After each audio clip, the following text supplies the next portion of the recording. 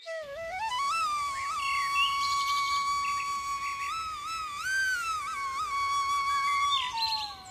का समय गांव का चौपाल। शांति देवी और गीता चुगली में मशगूल है। गीता, तूने सुना? शर्मा जी के बेटे की शादी हो रही है। कह रहे हैं लड़की के मायके वालों ने कुछ दिया ही नहीं। अरे भाभी, शर्मा जी तो हमेशा ऐसे ही ऊंची ऊंची बातें करते हैं। और पता है, सुमन भी बड़ी चालाक है। कल मैंने उसे रसोई में कुछ खुसुर फुसुर करते देखा था। भाभी, आप तो बिल्कुल सही कह रही हैं। आजकल की बहुएं ऐसी ही होती हैं। चुगली करते करते दोनों ठहाके लगाती हैं। उधर सुमन खिड़की से यह सब सुन रही होती है। उसे अपनी सास की आदत से परेशानी होती है, लेकिन वह शांत रहती है। शांति देवी जोर जोर से बोल रही हैं। सुमन उनके लिए चाय लेकर आती है। सुमन, तूने मेरी अलमारी क्यों खोली? क्या चाहिए था? अम्मा जी, मैं तो बस साफ सफाई कर रही थी।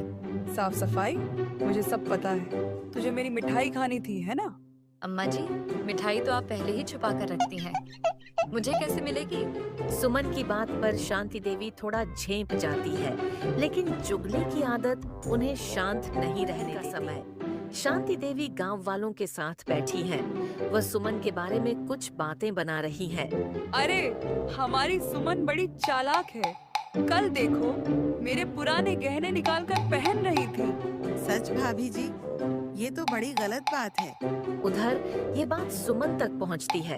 उसे बुरा लगता है, लेकिन वह संयम रखती है।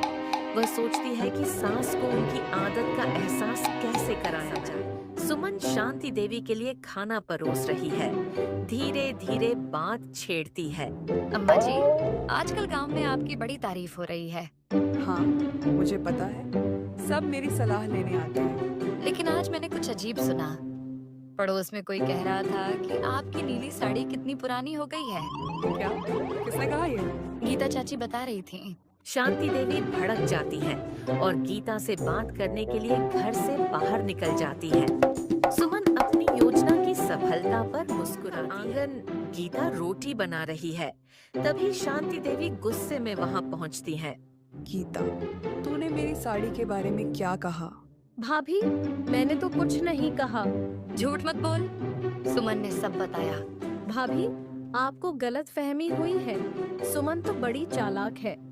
दोनों के बीच बहस शुरू हो जाती है। आसपास के लोग जमा हो जाते हैं। उधर सुमन खिड़की से यह सब देख रही होती है। रात का समय। शांति देवी शांत है और सोच में डूबी हुई है। सुमन उनके पास आती है। अम्मा जी, आपसे एक बात पूछूं? क्या आपको नहीं लगता कि दूसरों की बातों पर विश्वास करने से हमारे रिश्ते खराब हो सकते हैं? शायद तू सही कह रही है। अम्मा जी, चुगली करने से कभी खुशी नहीं मिलती। शांति देवी को अपनी गलती का एहसास होता है।